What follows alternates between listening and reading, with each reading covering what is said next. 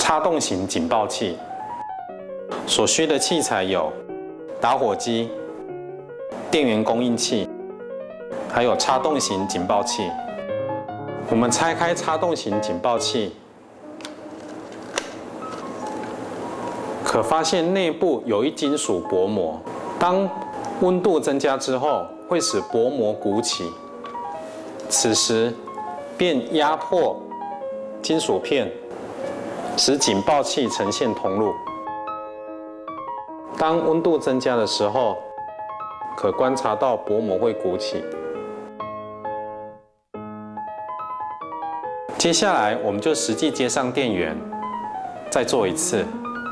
当灯亮的时候，就表示警报器响了。